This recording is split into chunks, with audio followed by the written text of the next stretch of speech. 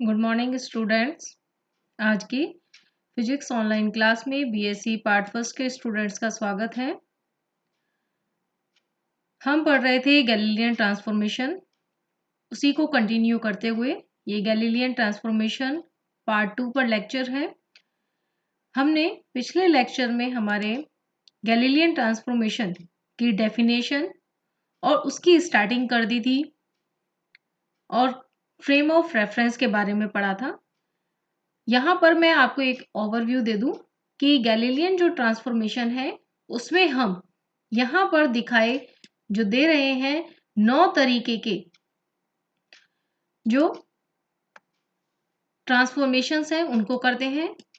Transformation of position and transformation of displacement, ये दोनों points जो हैं उनको हम प्रीवियस लेक्चर में कंसीडर कर चुके हैं।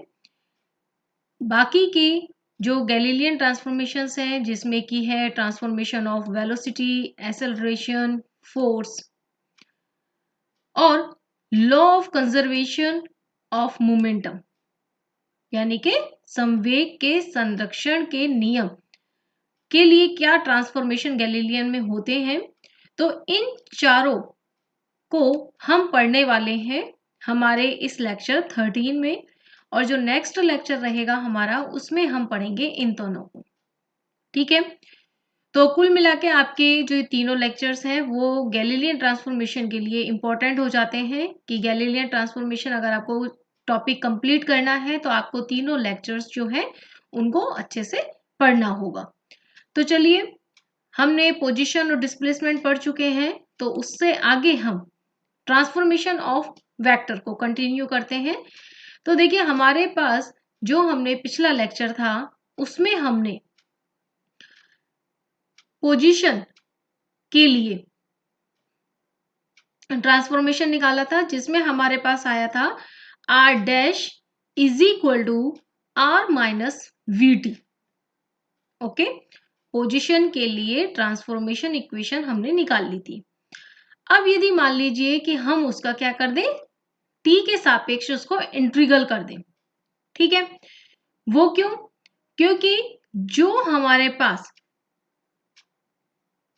पॉइंट है, यानी कि जो हमने पॉइंट P लिया है, जो पॉइंट हमारे पास है उसकी जो पोजीशन है इन दी S डैश, वो क्या है, टाइम के साथ वेरिएंट है, क्योंकि R dash is equal to R minus V T. तो जैसे जैसे समय बढ़ेगा उसकी जो पोजीशन है वो भी चेंज होती चली जाएगी। तो इसलिए हम क्या कर रहे हैं कि मूविंग कंडीशन में उसकी जो पोजीशन है उसको हमने डिफरेंशियल कर दिया है। उस इक्वेशन को हमने इक्वेशन नंबर 3 जो हमने वहां पर निकाली थी, तो उसको हमने जब इंटीग्रल किया है तो देखिए t के सापेक्ष, तो हमारे पास इस तरीके से इक्वेशन आ जाती है। ये जो हमारे पास टर्म आई है डी आर डैश अपॉन में डी टी, ये वी डैश है, यानी S dash frame of reference में वेलोसिटी है। डी आर अपॉन में डी टी जो है ये वी है, एस फ्रेम ऑफ रेफरेंस में वेलोसिटी, और v जो है वेक्टर v, ये s डैश की वेलोसिटी को रिप्रेजेंट कर रहा है कि वो s के सापेक्ष, s के रिलेटिव जो है v वेलोसिटी से मूव कर रहा है। और जो इक्वेशन नंबर 10 है उसको हम कहते हैं ट्रांसफॉर्मेशन इक्वेशन ऑफ वेलोसिटी। ठीक है, कि यदि हमारे पास S में या S डैश में किसी भी दोनों निर्देश तंत्रों में से यदि एक में हमें वेलोसिटी पता है तो हम दूसरे में निकाल सकते हैं, लेकिन उसके लिए हमें साथ में ही कैपिटल V यानी कि उनकी जो रिलेटिव वेलोसिटी है वो भी हमें पता होनी चाहिए। ठीक है, तो नेक्स्ट ट्रांसफॉर्मेशन आता है हमारा एक्सेलरेशन। तो एक्सेलरेशन के लिए क्या करना है हमें, त्वरण आपको पता है कि वेग में परिवर्तन की दर, rate of change in velocity, that is called the acceleration. तो सिंपली हमें क्या करना है कि जो इक्वेशन नंबर 10 हमारे पास अभी अभी आई थी पिछली स्लाइड में, उसमें हमें क्या करना है, सिर्फ उसको डिफ्रेंशिएट करना है विद रिस्पेक्ट टू टी। और इसको जैसे ही हम करेंगे तो कैपिटल वी क्या है, कांस्टेंट होता है, वो चेंज नहीं होता। तो उसकी वजह से क्या होगा कि वो जीरो हो जाएगा, उसका डिफरेंशियल जीरो हो जाएगा और हमारे पास आ जाता है ए डैश इज इक्वल टू ए जो क्या रिप्रेजेंट कर रहा है कि यदि कोई एक निर्देश तंत्र दूसरे के सापेक्ष नियत वेग से गतिमान है तो दोनों ही निर्देश तंत्र जो होंगे उनमें एक्सेलरेशन की वैल्यू सेम होती है। ठीक है, और इसको हम कहते हैं गैलीलियन एक्सेलरेशन ट्रांसफॉर्मेशन। अब देखिए यहां पर क्या हो रहा है कि वो चेंज नहीं हो रहा है, यानी कि एक्सेलरेशन क्या है, कांस्टेंट है। ठीक है ना, तो इसका मतलब क्या है कि जो हमारे पास हमने इनर्शियल फ्रेम्स लिए हैं उन दोनों में क्या होगा कि वो कांस्टेंट दिखाई देगा। ठीक है, इसका मतलब क्या है कि यदि मान लीजिए कोई भी पार्टिकल है उस पर यदि कोई एक्सटर्नल फोर्स नहीं लग रहा है एक इनर्शियल फ्रेम ऑफ रेफरेंस में, तो वो जो फोर्स है वो दूसरे फ्रेम ऑफ रेफरेंस में भी क्या होगा, जीरो होगा। ठीक है, एक एक कांस्टेंट होने की वजह से अगर एफ एक में जीरो है तो दूसरे फ्रेम ऑफ रेफरेंस, दूसरे इनर्शियल फ्रेम ऑफ रेफरेंस यानी कि जड़त्वीय निर्देश तंत्र में भी बल का जो मान है वो क्या होगा, शून्य होगा।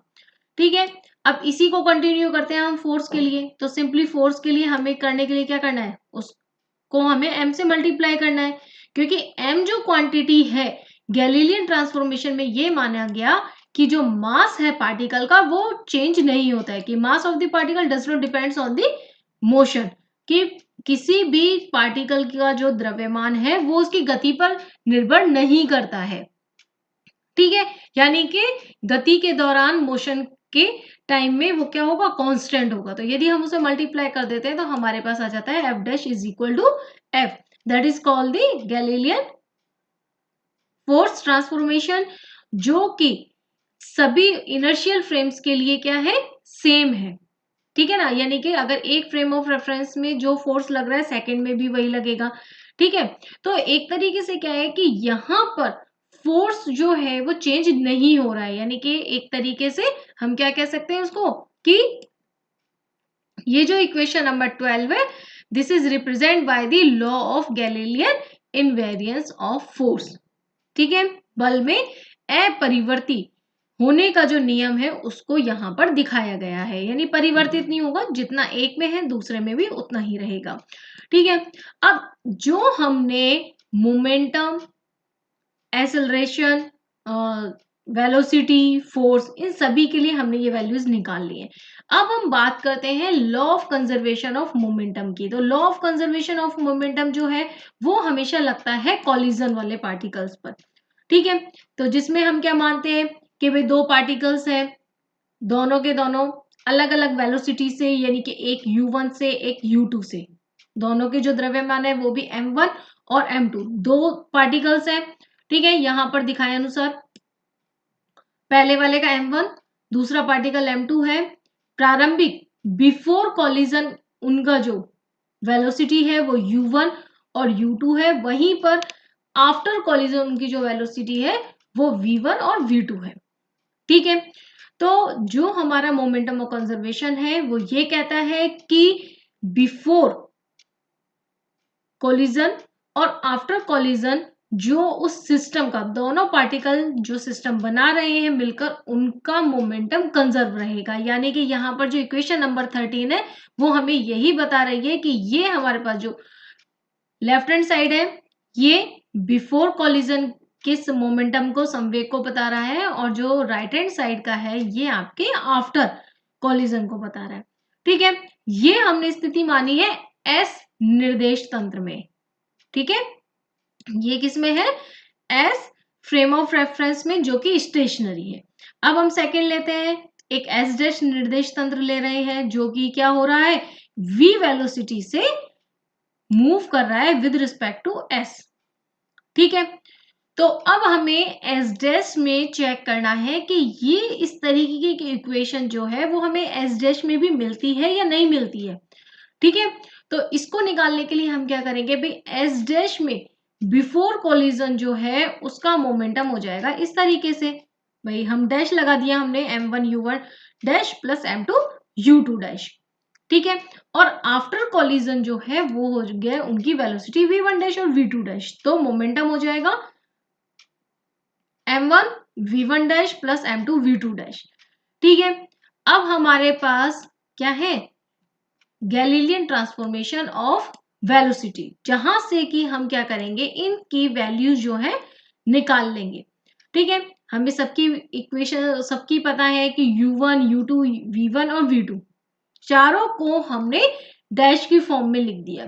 तो जिसकी वजह से क्या होगा कि इनकी वैल्यूज को फिर हमने इक्वेशन नंबर 13 में रखा, और वहां पर रखने के बाद हमें क्या इक्वेशन मिल जाती है कि भाई v वाली जो टर्म्स है वो तो कैंसिल आउट हो जाएंगी, और सिर्फ हमारे पास बच जाती है इस तरीके से इक्वेशन नंबर 17, यानी कि एस डैश निर्देश तंत्र में momentum in reference frame S dash before collision is equal to the momentum in reference frame S dash after collision.